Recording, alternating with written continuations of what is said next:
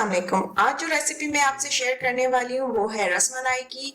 मैं आपको बताऊंगी कि आप बिल्कुल बाजार जैसी रसमलाई घर में कम इंग्रेडिएंट्स के साथ कैसे बना सकते हैं और ये बहुत ही मजे की और लजीज बनती है और इसे बनाने का तरीका बहुत ही ज्यादा आसान है। तो चले सब में पहले चलते हैं अपने इंग्रेडिएंट्स की तरफ। मैंने यहाँ पे हाफ टी स्पून जो है वो बेकिंग पाउडर लिया है। एक से 1.5 चम्मच तो है वो मैंने घी लिया है, आप मक्खन भी ले सकते हैं, और 4 से 5 सब्ज इलायची।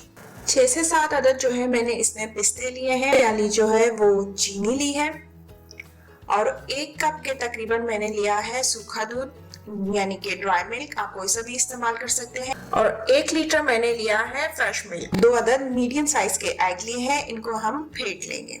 दूध मैंने पहले से ऑलरेडी चूल्हे पे चढ़ा दिया था क्योंकि रसमलाई का दूध जो होता है वो थोड़ा गाढ़ा होने में टाइम लेता है, तो इसमें मैंने इलायची और चीनी डाल के इसे अच्छे से पकने के लिए रख दिया था।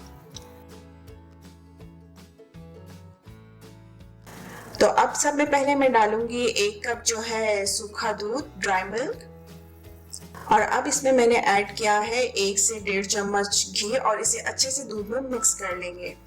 जब दूध और घी मिक्स हो जाएगा तो अब हम इसमें डालेंगे 1 से 2 चुटकी बेकिंग पाउडर और इसे भी अच्छे से मिक्स कर लेंगे, और फिर हम अंडों को फेंट के थोड़ा थोड़ा करके इसमें डालेंगे। अंडे जो है वो सारे नहीं डालेंगे क्योंकि अगर हम सारा एक साथ ही डाल देंगे तो जो हमारा वो है डो जो बनेगी वो बहुत ही पतली बनेगी, इसलिए हमें थोड़ा थोड़ा स्टेप डालना है। तो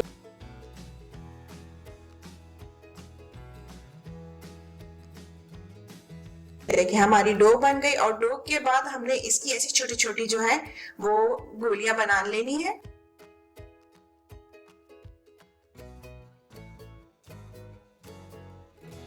दूध में रसमलाई को डालते हुए हम थोड़ा सा इसको हाथ की मदद से प्रेस करके अब दूध में एक एक करके डाल देंगे और इसे पकने देंगे धीमी आंच पे। जी, तो ये आप देख रहे हैं कि ये मजेदार सी जो रसमलाई ये तैयार हो रही है।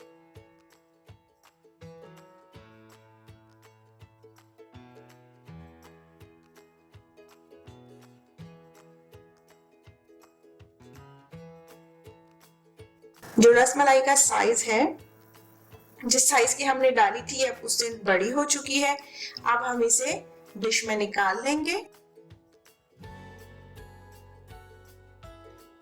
जी, तो कैसी लगी आपको ये मजेदार सी रसमलाई की इजी रेसिपी? बहुत ही आसान है, घर में आसानी से आप बना सकते हैं अपने मेहमानों के लिए। वीडियो अच्छी लगे तो लाइक कर दीजिएगा और साथ ही साथ शेयर भी कर दीजिएगा, और मेरे चैनल को सब्सक्राइब करना ना भूलिएगा। अल्लाह हाफिज।